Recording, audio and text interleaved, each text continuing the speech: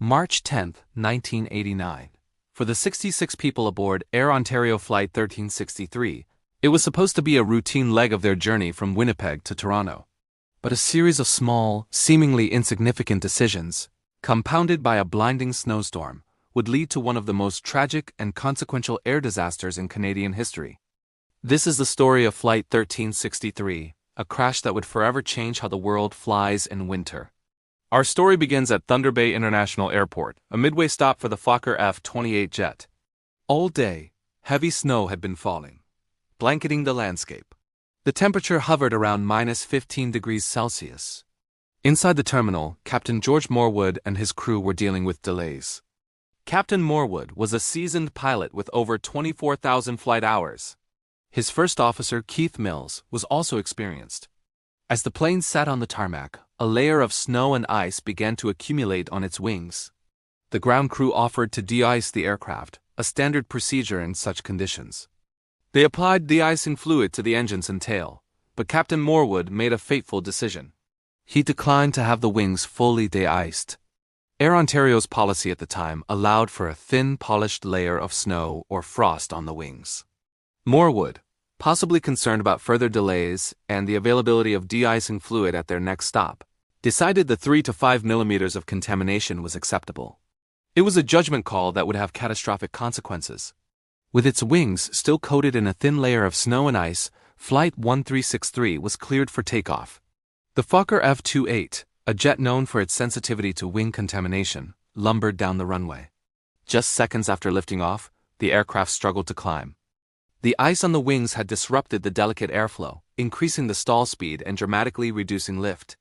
The pilots fought for control, but it was a battle they couldn't win. The plane barely cleared the trees at the end of the runway before it began to descend, crashing into a wooded ravine just moments after becoming airborne. The impact was devastating. The aircraft broke into 3 pieces, and the nearly 10,000 pounds of jet fuel on board ignited instantly, creating a ferocious inferno. Passengers and crew who survived the initial impact now faced a desperate struggle to escape the burning wreckage. In the chaos, some passengers managed to force open exits. Flight attendant Sonia Hartwick, despite her own injuries, heroically assisted others in getting out. But the fire spread with terrifying speed. In the end, 24 people, including Captain Morwood, First Officer Mills, and Flight Attendant Catherine Say, lost their lives. 42 people survived, many with severe burns and fractures, their lives forever marked by the tragedy. The investigation that followed was one of the most exhaustive in Canadian aviation history. Led by Justice Virgil Mashansky, the Mashansky Commission left no stone unturned. The final report was damning.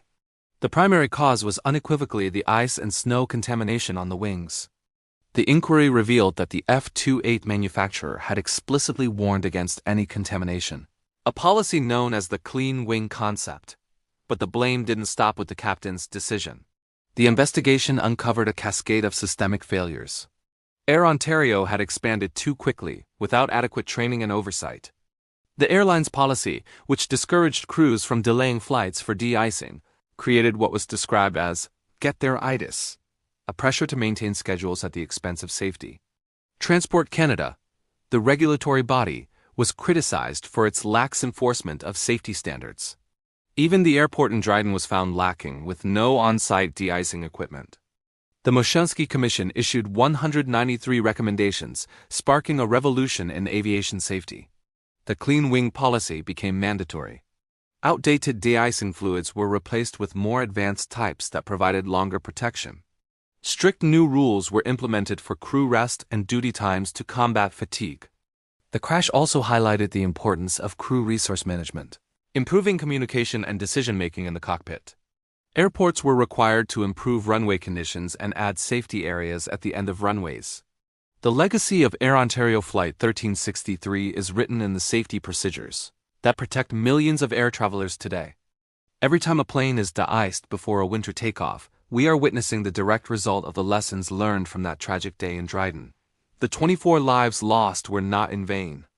Their sacrifice led to changes that have undoubtedly saved countless others, serving as a permanent reminder that in aviation, there can be no compromise on safety. Thank you for watching. If you found this story meaningful, please consider liking this video and subscribing to our channel for more in-depth looks into pivotal moments in history. Stay safe, and we'll see you next time.